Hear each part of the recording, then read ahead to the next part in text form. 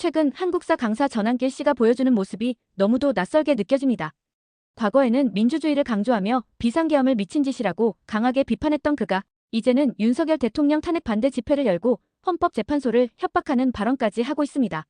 전한길 씨는 도대체 왜 이렇게 변한 걸까요? 오늘은 이 문제를 낱낱이 파헤쳐 보겠습니다. 전한길 씨는 2024년 12월 자신의 유튜브 채널을 통해 비상계엄에 대해 이렇게 말했습니다. 비상계엄? 미친 짓이다. 윤석열과 김건희는 부도덕한 지도자, 영부인의 범죄 사실 등을 얘기하는데요.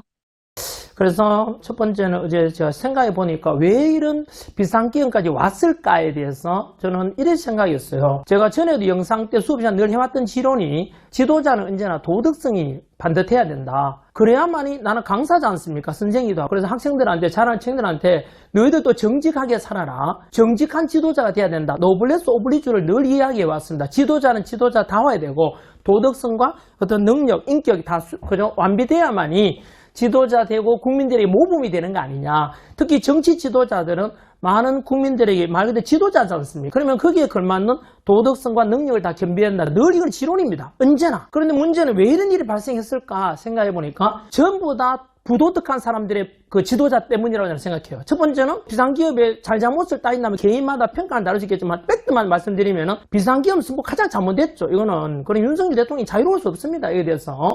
다만 왜 그랬을까 따지면 그 와이프, 영부인 아닙니까? 어쨌든 칭호는요. 영부인의 범죄 사실이 있어가지고 어쨌든 특검 요청이 들어오니까 결국은 큰일 났다. 결국은 뭐 대통령 쪽에서도 마찬가지로 부도성. 그 다음에 또 대통령 호소는 그랬죠. 그죠? 야당에서 또는 뭐 여소야대 때문에 혼란이 발생한다 그랬죠. 원래 제 선거.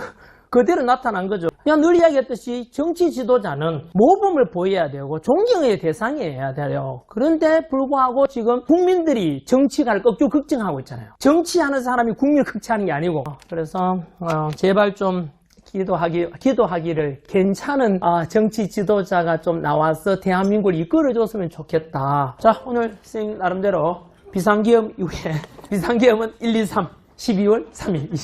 그죠? 이때까지만 해도 그는 이성적인 비판을 하는 사람이었습니다. 정부의 독재적인 움직임을 비판하며 국민의 자유와 민주주의를 강조했습니다. 그런데 불과 몇 개월 만에 무슨 일이 일어난 걸까요? 최근 그는 윤석열 대통령의 탄핵을 반대하며 적극적으로 집회를 주도하고 있습니다. 헌법재판소를 향해 국민들이 휩쓸 것이고 모든 책임은 불의한 재판관들에게 돌아갈 것이라며 사실상 협박성 발언을 했습니다. 국민들이 헌재를 휩쓸 것이고 그 모든 책임은 불의한 재판관들에게 돌아갈 것입니다. 폭동 사태까지 예고하며 과격한 행동을 선동하는 모습을 보였습니다. 이제는 그가 비판했던 독재 정권을 감싸며 민주주의를 위협하는 발언을 서슴지 않고 있습니다. 그렇다면 전한길 씨는 왜 이렇게 변했을까요? 권력의 줄을 대기 위해, 본인의 이익을 위해, 누군가에게 조종당하고 있기 때문. 한 가지 분명한 것은 그의 변화가 너무 극적이고 의심스럽다는 점입니다. 민주주의를 외치던 사람이 단 몇 달 만에 탄핵 반대, 폭동 예고, 헌법재판소 협박 같은 극단적인 모습으로 바뀐 것은 납득하기 어렵습니다.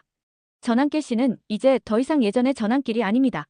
그의 급격한 변화는 많은 사람들에게 실망을 안겨주고 있습니다. 그는 스스로 내뱉었던 말을 기억해야 합니다. 비상계엄은 미친 짓이다. 윤석열과 김건희는 나라를 망치고 있다. 그의 변화를 비판하는 것은 특정한 정치적 입장이 아니라 그의 신뢰성과 일관성의 문제입니다. 여러분은 어떻게 생각하시나요?